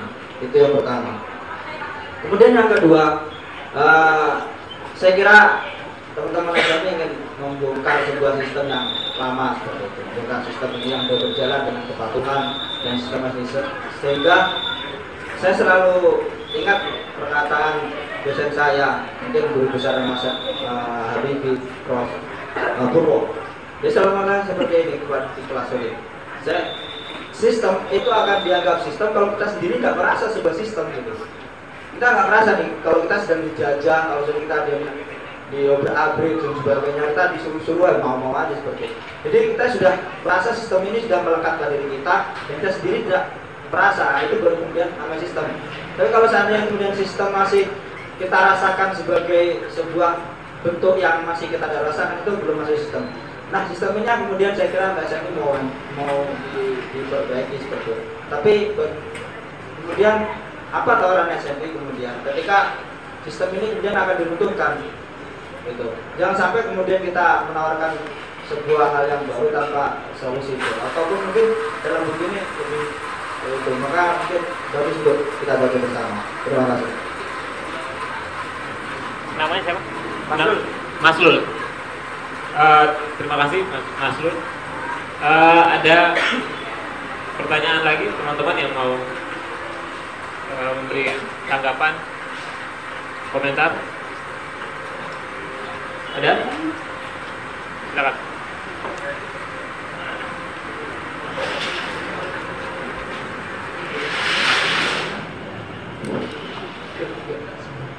Assalamualaikum warahmatullahi wabarakatuh. Terima kasih. Saya akan menambahkan karena ini modal ya, zamannya itu bagaimana negara mengkapitalisasi modal, kemudian dan kita dengan rela seperti itu berbayar pajak. Saya ingin menanyakan bagaimana kemudian ada usaha seperti Roda 2 apa atau yang lain yang coba meraih modal sendiri, mencari modal gitu untuk kepentingan sosial, atau jangan sama saja NGO yang lain termasuk bagian dari termasuk bagian dari yang stakeholder tadi yang bilang Mas Fia tadi. Dan penguatan yang menarik sekarang menurut saya adalah bagaimana penguatan kelas menengah kita yang dari bawah seperti lagi dari culture misalnya disuruh untuk menjadi kelas menengah, bagaimana ikut terlibat mencari rumah-rumah modal yang besar. Terima kasih kepada Nama Riza. Oke, Mas Riza. Ini ada dua pertanyaan. Kita jawab dulu dua pertanyaan dari Mas Lur dan Mas Riza. Itu tentang ini Mas Masul melihat sektor swasta itu lebih dominan, gitu. Dia bisa mempengaruhi kebijakan di tingkat negara, sekaligus mungkin juga mempengaruhi bagaimana keputusan di dalam masyarakat sipil. Ya. Ini bagaimana merubah dominasi swasta. Dan terus Ini mungkin buat Mas Eko, tawaran SMI apa? Mungkin terbitin jurnal aja tawaran SMI. Yang kedua dari Mas Indra tadi, bagaimana sektor masyarakat sipil yang seperti domain itu apa gitu, yang dia mengumpulkan dana dari masyarakat, kemudian membentuk program-program pendampingan advokasi. Ini Mas Eko ini juga domain itu apa nih? Apakah juga memiliki persamaan dengan kelompok-kelompok NGO LSM, walaupun memang dari cara mengumpulkan dana mungkin sedikit berbeda ya. Terus penguatan kelas menengah, nanti mungkin Mas Habibie juga bisa menjawab bagaimana kelas menengah ini, kalau bagaimana semua orang menjadi kelas menengah kan? Biar nggak ada yang miskin, jadi semuanya kelas menengah. Oke, langsung saja. Iya, sebenarnya kemunculan governance ini tidak mencerminkan relasi tadi ya, tadi Bung menyebut ada negara, ada manusia dan sebagainya. Tapi sebenarnya ada kondisi spesifik yang membuat mengapa governance yang lahir, mengapa bukan welfare state bentuk lain misalnya. Di tahun 75 itu ada namanya Trilateral Commission yang didirikan oleh David Rockefeller, yang itu dia mengumpulkan para elit-elit intelektual, salah satunya adalah kawan-kawan pasti sangat tahu namanya, Samuel Huntington, yang dimana kelompok Trilateral Commission ini diminta untuk membuat sebuah dokumen yang baru tentang bagaimana kita mengurus masyarakat yang baru ini. Artinya masyarakat yang baru adalah masyarakat post welfare state, karena mereka sudah melihat welfare state harus berakhir dari perspektif, tentu saja kita tahu David Rockefeller itu siapa, kapital besar. Artinya dia ingin mengakhiri welfare state. Kenapa? Ya jelas karena itu tidak menyenangkan bagi mereka. Mereka kena pajak tinggi, mereka kena pajak progresif dan digunakan untuk membiayai pembiayaan sosial, pendidikan, kesehatan dan seterusnya. Nah, mereka nggak suka itu. Kelas atas atau kelas kapitalis di sana tidak suka terhadap welfare state. Jadi ini bukan sebuah relasi yang kayak alamiah gitu. Ini karena ada logika tertentu, ada relasi kelas tertentu yang membuat outcome-nya itu nanti adalah governance. Nah, apa outcome-nya governance yang sangat bias pro kapitalis ya, karena kebetulan saat itu kondisinya itu memungkinkan mereka lah yang menangkan pertarungan. Karena ada krisis ekonomi yang itu membuat mereka punya alasan-alasan tertentu untuk merombak welfare state yang kemudian waktu itu dianggap sebagai biang keladi dari krisis ekonomi di Eropa saat itu. Karena dianggap kalau welfare state itu membiayai semua biaya negara, maka ini berarti ujung-ujungnya harusnya adalah gimana kita menghemat negara. Ini persis logikanya Jokowi sekarang ini. Bagaimana menghemat. Nah, saya juga nggak tahu akhirnya digunakan untuk siapa uang penghematan itu. Tapi kita semua tahu bahwa itu diarahkan semua untuk membangun infrastruktur, membangun ekonomi yang intinya lagi-lagi adalah akumulasi kapital. Nah, kalau kondisinya semacam itu, artinya governance itu lahir dari relasi kelas spesifik saat itu ya, yang memungkinkan kelas kapital itu merekrut kembali posisi dominan mereka. Sebenarnya welfare state mencerminkan semacam kompromi win-win ya antara kapital dan pekerja saat itu, atau privat dengan negara. Nah, pasca Trilateral Commission dan kemudian diaplikasikan oleh Ronald Reagan dan juga Margaret Thatcher di Inggris, maka kondisinya sama sekali berubah. Kondisinya menjadi bahwa kelas kapital atau dalam ini adalah Anda sebut dari market itu menjadi makin dominan. Karena kemudian semua diarahkan untuk mengarahkan ke sana, privatisasi, liberalisasi, deregulasi dan seterusnya. Nah, kalau kondisinya seperti ini, ada relasi kelas yang tidak timpang, bahwa sekarang yang dominan adalah kelas kapital, sementara kelas pekerja yang waktu itu menjadi tulang punggung bagi welfare state sekarang melemah. Di Amerika itu keanggotaan serikat buruh itu turun drastis dari sekitar 30% di tahun 60-an itu menjadi sekarang tidak kurang dari 10%. Karena memang upaya-upaya untuk membongkar agar orang itu tidak mau berserikat. Titik tolaknya waktu itu adalah serikat buruh di penerbangan maskapai penerbangan Amerika, air traffic control ya, serikat buruh di air traffic control di seluruh Amerika itu dibubarkan oleh Reagan saat itu. Nah, itu titik balik kehancuran kelas pekerja yang terorganisir di Amerika saat itu. Dan itu yang membuat akhirnya ya private sektor itu menjadi sangat besar, sangat berkuasa dan dominan dalam menentukan politik Amerika. Nah, kalau penyebabnya kayak gitu ya saya kira solusinya ya bagaimana menyeimbangkan lagi minimal ya, kalau nggak menyeimbangkan ya berarti bagaimana menaklukkan kapital.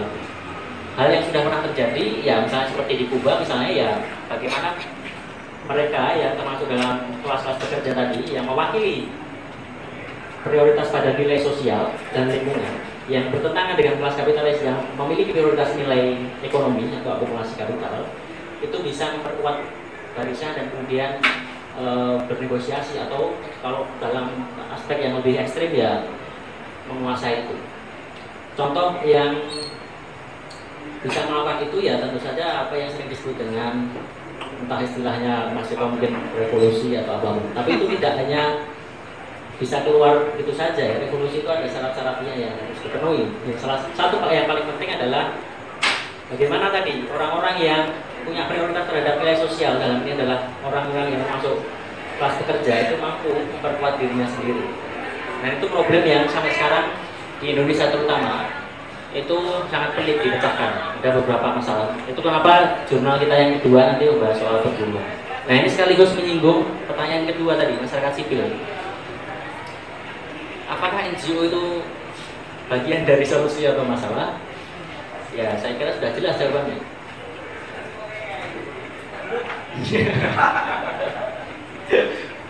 NGO adalah bagian dari stakeholders yang menjadi pilar dari masyarakat sipil yang sebenarnya ya ikut menikmati remah-remah dari akumulasi kapital itu. Ada NGO pecinta burung, ada NGO pecinta kebudayaan. Yang enak sekali itu kerjanya itu. Sekali buat laporan setahun, hidup enak, ada jam kerja yang pasti. Jadi sangat pas, lagi-lagi saya menyinggung juga kelas menengah ya. Jadi emang NGO ini pekerjaan ideal dari kelas menengah. Ini serius ya.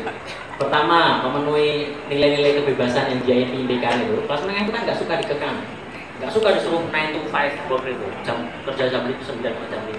Kalau di NGO bisa seenaknya datang, apalagi kantornya sendiri kan, jam 12, pulang jam 3, dan seterusnya itu. Di sisi yang lain, dia tidak hanya dapat insentif material dan kebebasan, tapi dia juga dapat dalam tanda kutip privilege atau nama baik, karena dia berusaha bekerja di jalur non ekonomi. Makanya disebut pembangunan sosial, karena dia tidak berurusan dengan pertukaran pasar. NGO itu dianggapnya sebagai salah satu pahlawan karena dianggap melawan kerja-kerja sukarela, yang pada dasarnya ya juga sukarela. Mana sukarela bisa punya mobil bagus, punya rumah bagus ya. Nah ini bahkan gajinya bisa melebihi dosen itu. Dosen itu miskin, apalagi dosen UGM itu. Apalagi dosen yang jadi ketua NGO ya. Kecuali itu. Jadi dosen negeri itu kenapa mereka satu kakinya ada di NGO, salah satunya karena itu. Karena dosen UGM itu kalau hanya mengandalkan gaji PNS saja, itu mungkin sama dengan tukang-tukang parkir yang menguasai beberapa lahan di Malioboro atau di Jalan Solo. Ini serius ya. Kamu kan bisa cek itu kalau di secara PNS itu ya, gaji dosen itu berapa. Nah tentu saja tinggal dia ini mau gaya hidup kayak apa. Kalau kelas menengah kayak melalui view ya nggak cukup, juga dia harus nyambi. Tapi kalau dia merasa cukup dengan rumah tipe 3x6 atau 4x6 ya cukup apa aja sebenarnya. Nah disitu sebenarnya ada pilihan. Tapi ya itu godaannya sangat besar, karena NGO ini tadi bebas, mendapat privilege ini apa sosial, jaringan sosial ya, insentif besar. Siapa yang nggak mau coba? Ini kayak ibaratnya hidup dapat dunia dan akhirat gitu. Dan justru itulah masalah terbesar kita itu, karena seluruh agenda sosial di Indonesia ini sebenarnya digait oleh NGO. Kampus itu sebenarnya perannya semakin kecil Mas Eko pasca reformasi, karena kampus ini menjadi makin ya tadi ya sudah disinggung ya makelar. Yang makelar itu sebenarnya dia hanya menjadi stempel aja sebenarnya, stempel modal sosial oke, governance siap, apalagi kewirausahaan siap lagi itu, apalagi dapat insentifnya. Nah nanti operatornya itu NGO ini, karena sudah distempel oleh kampus, NGO ini bekerja tanpa ada yang mengkritik, karena sudah distempel oleh UGM, ITB, UI dan seterusnya itu.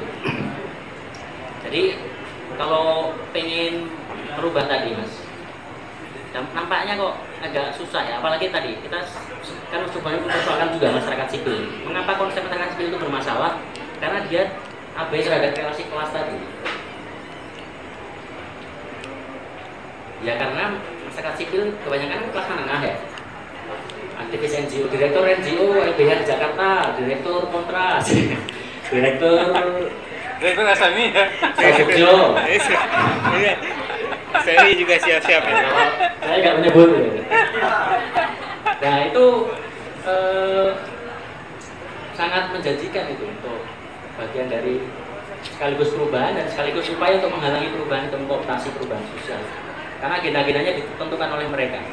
Dan kalau permasalahannya tadi bias kelas atau tidak menyinggung sama sekali kelas, ya apa yang didambakan oleh Bung tadi untuk bagaimana membuat pasar itu diperkecil kekuasaannya atau memperkecil kekuasaan kapital, ya itu hampir mustahil. Kalau kita nggak, masalahnya aja nggak kita akui ada relasi ketimpangan kelas, tapi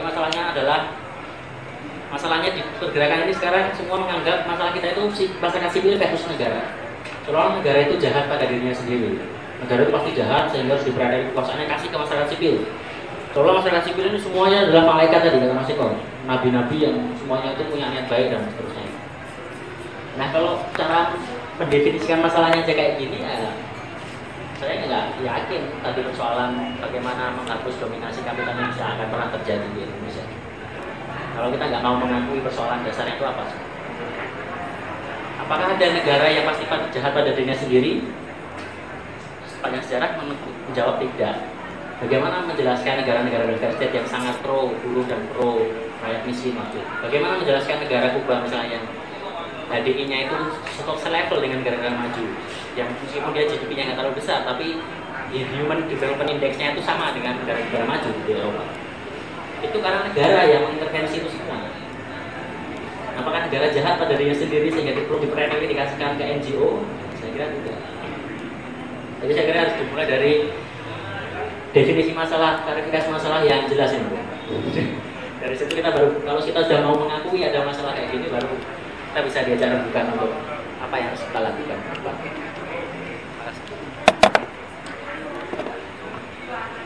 Ya, aku apa namanya melugaskan apa yang dikatakan Habibie tadi, seperti ini soal debat apa, karena baru aja aku sama debat apa lagi bangun kesadaran di buruh migran gitu. Saya punya pengalaman ini karena saya barusan aja sama debat apa. Jadi apa namanya? Menurut saya ini Duafa punya dompet, menurut saya ini yang penting sekali. Biasanya Duafa ini nggak punya dompet.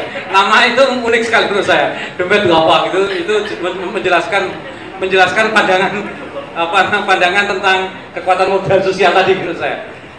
Nah, buat saya itu dilatar belakangi oleh formasi kelas sosial, terutama bangkitnya kelas menengah muslim, yang selalu dibayangkan, terutama kelas menengah muslim menjadi usahawan, NGO dan sebagainya macam itu, yang mereka memiliki kesadaran keagamaan yang kuat, dan zakat menurut saya menjadi jendela untuk memberi pada titik tertentu penyucian atas dosa-dosa struktural mereka menurut saya. Kalau kita lihat, ini beda antara dompet duafa dengan rumah zakat. Kalau rumah zakat nanti kan personal kan, kalau dompet duafa memang corporate kebanyakan. Jadi dia memang kliennya klien zakat besar, Mandiri, BCA, Freeport dan beberapa perusahaan-perusahaan besar. Ini makanya dompet duafa punya akumulasi yang agak lumayan. Yang kedua memang ini menurut saya keterampilan manajerial dalam sebuah organisasi filantropi yang raksasa di Indonesia. Bahkan NU Muhammadiyah kalah ya, karena mengakumulasi modal yang cepat ya, dengan manajer-manajer muda yang sangat cekatan menurut saya. Saya berasa sama mereka beberapa hari ini melihat kemampuan manajemen profesional mereka yang luar biasa. Dan ini keterampilan manajerial yang menjadi kekuatan inti institusi ini. Nah, problem mereka menurut saya adalah sama dengan dikatakan Habibie tadi. Cara baca mereka memang tidak menyentuh pada perombakan struktur sosial. Saya baru saja pengalaman dampingi buruh migran yang didampingi oleh dompet duafa. Saya rasa buruh migran yang paling besar didampingi dompet duafa, karena dompet duafa punya kantor pusat di Hong Kong dan di banyak tempat yang lain. Mereka cepat sekali. Dia punya kantor pusat di Hong Kong, Arab Saudi, Taiwan dan beberapa tempat yang lain. Saya rasa bahkan PJTKI pun nggak begitu aktif ya dalam dia mengkonsolidasi buruh-buruh ini. Baru tahun kelima saya datang dengan tim SMI. Tiba-tiba mereka undang kami. Saya tanya, 4 tahun itu ngapain gitu? 4 tahun itu ternyata mereka dilatih training wirausaha dan training motivasi menurut saya. Dan plus Yusuf Mansur dan ustadz-ustadz yang lain yang sering ke Hongkong kira-kira gitu. Jadi ada arus di mana para TKI-TKW ini benar-benar dipenuhi oleh para ustadz-ustadz gitu ya. Nah, ketika saya coba kemarin itu tim itu kita coba gitu mencoba menggali akar-akar ketidakadilan. Mudah sekali para buruh migran menjelaskan tentang mesin eksploitasi yang cepat. Tapi ketika kesadaran tumbuh secara radikal gitu. Ya dompet itu apa lalu bisik-bisik sama kita, Mas jangan kenceng-kenceng ya kira-kira. Ini kalau kami nggak ingin jadi revolusi ya kira-kira. Ini pelan-pelan aja kesadarannya gitu. Itu berarti mereka memahami bahwa ini cara baca mereka adalah kemiskinan itu memang tidak bisa diatasi dengan perubahan struktur sosial. Kemiskinan itu bisa diatasi dengan cara meningkatkan keterampilan dan kapasitas individu gitu, seperti kata-kata tadi. Maka sejumlah orang di dunia itu apa adalah orang-orang yang terampil setelah wirausaha. TKI yang berhasil adalah mereka-mereka yang sukses dalam mengembangkan usahanya. Solidaritas itu terbangun secara manipulatif di pelatihan, tapi bangunan kesadaran struktur sosial ini memang tidak ada, belum ada. Dan ini butuh baca jurnal SMI lah. Saya rasa kemarin kita ngasihkan jurnal ini ke Dompet Itu Apa banyak sekali kira-kira. Semoga bisa nyaingi majalah-majalah Dompet Itu Apa itu kira-kira. Nah, makanya kalau apa yang dilakukan oleh SMI ini berat kalau yang dilakukan. Kita ini belum LSM belum, karena belum ada donor yang mau kira-kira. Jadi karena SMI ini nggak punya. Iya, Habibie masih mau di sini kira-kira. Ini SMI bukan LSM karena SMI ini benar-benar nggak ada donornya. Setiap donor mau datang selalu tanyanya nomor rekening lembaga apa ya? Kita nggak punya nomor rekening lembaga, nomor rekeningnya perorangan kira-kira. Kita terang-terangan kalau masih duit ya ke perorangan aja gitu. Jadi SMI baru mencoba untuk jurnalnya adalah upaya kita untuk mengembangkan tradisi berpikir. Yang SMI benahi adalah mari kita coba untuk melihat sudut pandang alternatif. Kita nggak ingin kayak training motivasi di mana ayo kita cekokin anak-anak yuk biar cepat gitu. Apalagi kayak NGO itu ya. Ya kita bikin proposal yuk, tahapannya setahun 2 tahun. Nggak ada gitu. SMI bekerja untuk mari kita, Habibie membuat diskusi Ekopol tiap malam Jumat. Anda dulu rintis diskusi tentang membedah buku Richard Robinson. Payat datang untuk memberi kuliah khutbah tentang Marxisme. Dan hampir itu yang kita lakukan, kuliah-kuliah alternatif. Yang kuliah ini gratis saja, narasumbernya gratis, ya datang gratis, semua gratis lah kira-kira kita dengarkan orang-orang.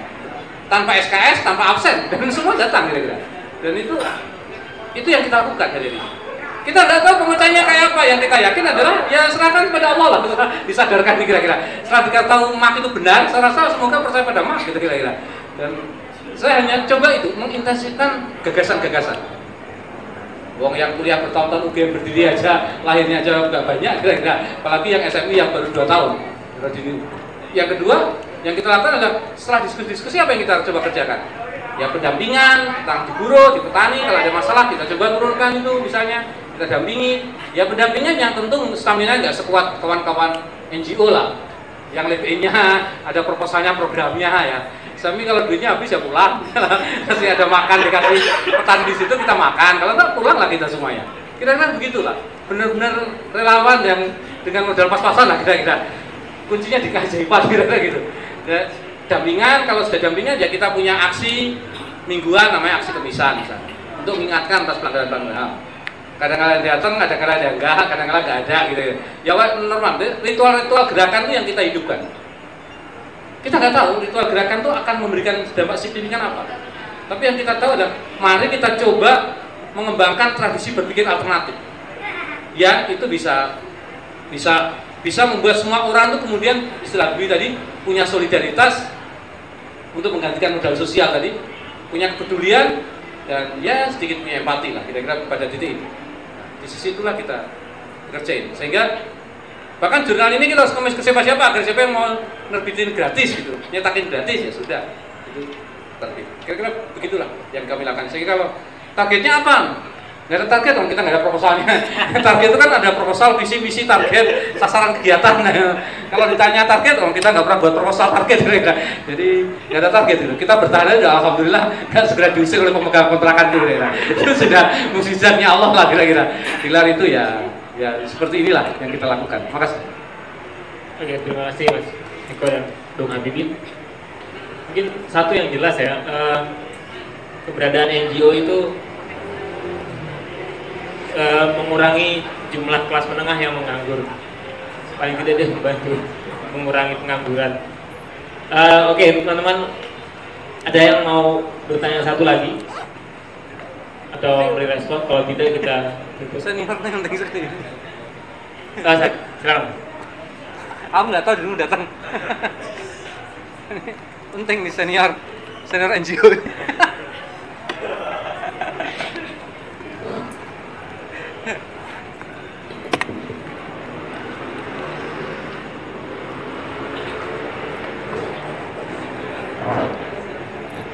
Assalamualaikum warahmatullahi wabarakatuh. Menarik sekali diskusi pada malam hari ini.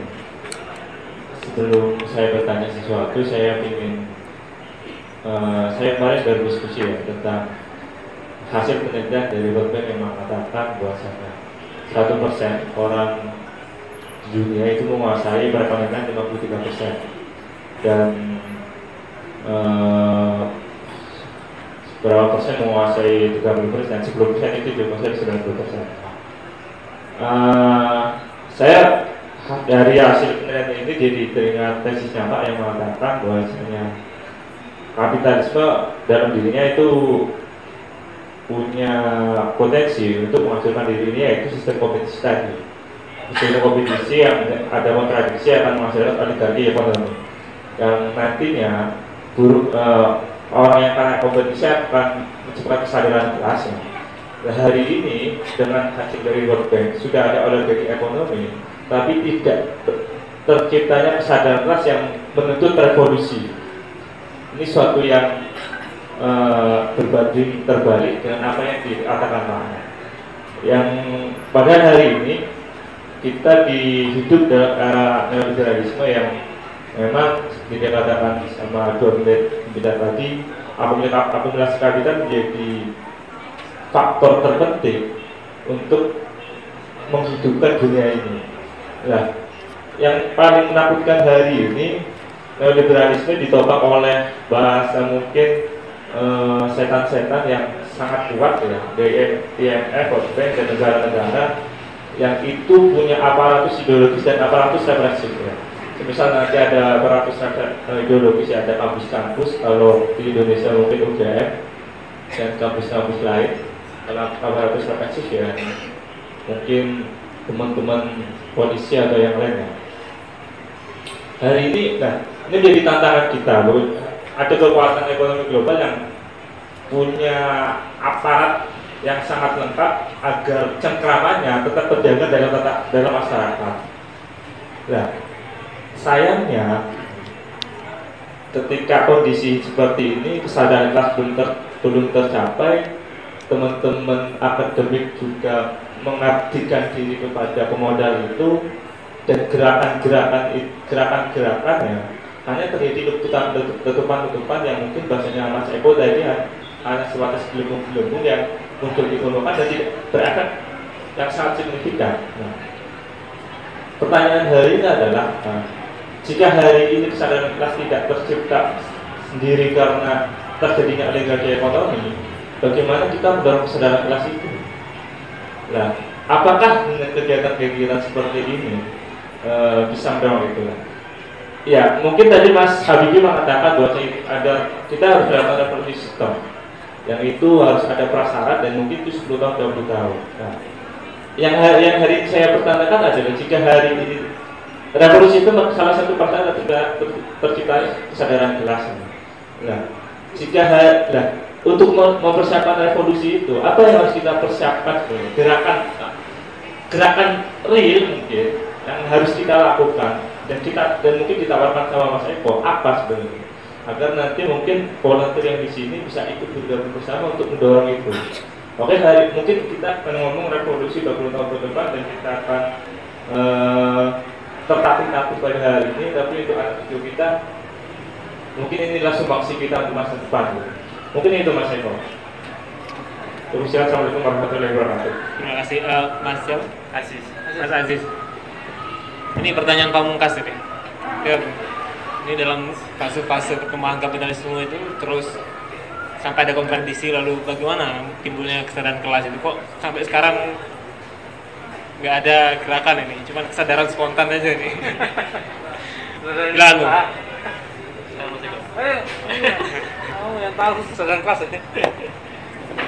Aku selalu masuk di kelasnya sebenarnya.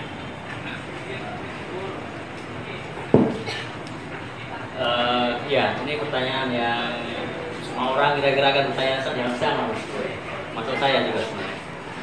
Dan sayangnya,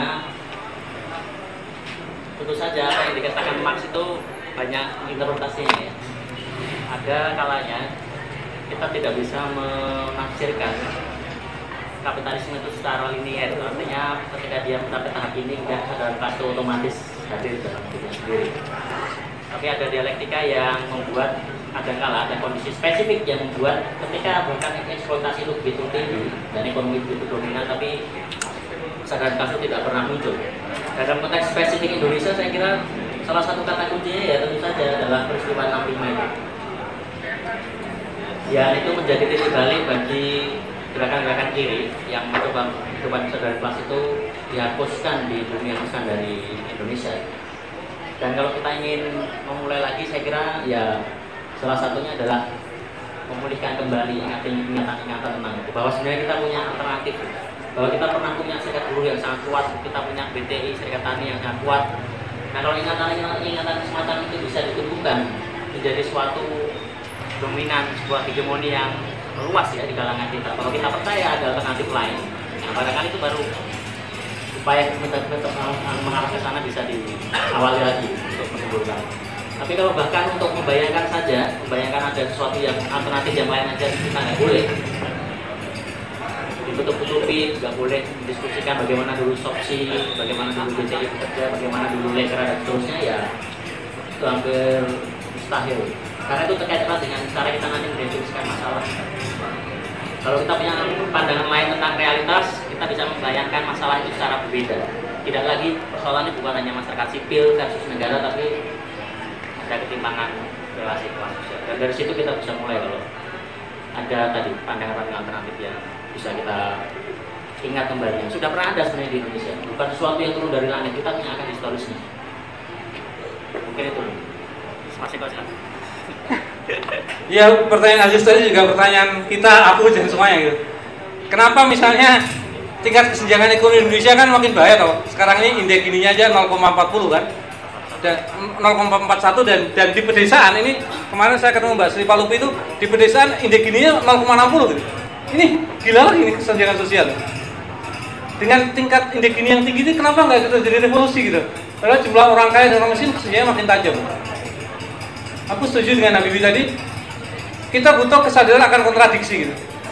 Kesadaran kontradiksi ini selalu dicairkan oleh ormas, organisasi keagamaan gitu. Bahwa kesadaran kamu miskin karena dieksploitasi itu nggak tumbuh gitu. Karena agama kemudian menyekap dengan mengatakan ya miskin karena takdir, NGO mengatakan bahwa ya miskin itu butuh dimotivasi gitu, dan ini atau dengan usaha gitu, dan itu kemudian kontradiksinya nggak muncul gitu. Jadi semua orang, kenapa kamu goblok ya?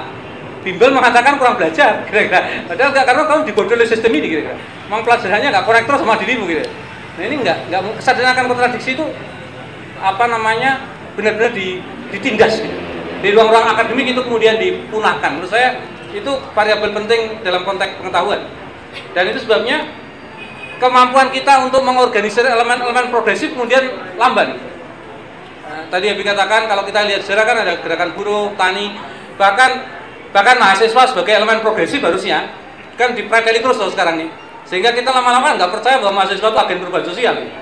Gila ya, nggak percaya adalah pengurus BEM-nya atau aktivisnya sendiri gitu. Kalau mahasiswa pada normalnya sih oke aja, tapi kalau sudah aktivisnya sendiri nggak percaya bahwa dia punya legenda, itu udah benar-benar hancur lah elemen-elemen progresif ini.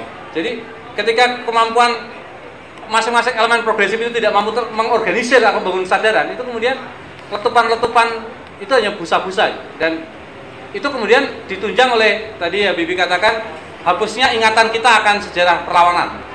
Nah, situasi-situasi itu kami berusaha dengan mengembangkan jurnal ini adalah mencoba lagi untuk membongkar lagi kontradiksi-kontradiksi pengetahuan, dan jurnal ini mencoba mengantarkan itu. Makasih. Terima kasih, itu tadi tanggapan dari Mas Eko dan Mas Habibie.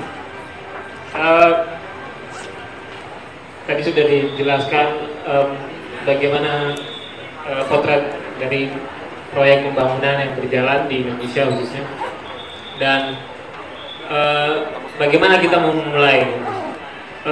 Ya paling nggak kita mulai membaca informasi-informasi alternatif, artikel-artikel buku-buku yang bukan yang selama ini kita terima gitu. Termasuk tadi apa yang kita diskusikan dalam jurnal ini. Ini sudah melebihi ya, setengah 10 ya. Kayaknya kita perlu menutup. Nanti kalau teman-teman misalnya ingin ikut berdiskusi misalnya tentang buku ini, bisa datang ke rumah kontrakan kami di Jalan Nitian di Bulharjo. Dan kebetulan kami juga sedang mendiskusikan materi jurnal untuk edisi kedua, yaitu perburuhan. Sama kita juga beberapa artikel tulisan-tulisan yang sudah pernah terbit kemudian kami terbitkan bahasa Indonesia. Oke teman-teman, terima kasih sudah datang. Mudah-mudahan kita bisa membahas artikel-artikel jurnal ini selanjutnya, ya mungkin 2 atau 3 bulan lagi ya. Tapi kalau untuk mungkin bulan depan, kalau teman-teman SMI nanti akan mengadakan mungkin diskusi buku. Sampai jumpa di kesempatan lain. Assalamualaikum warahmatullahi wabarakatuh.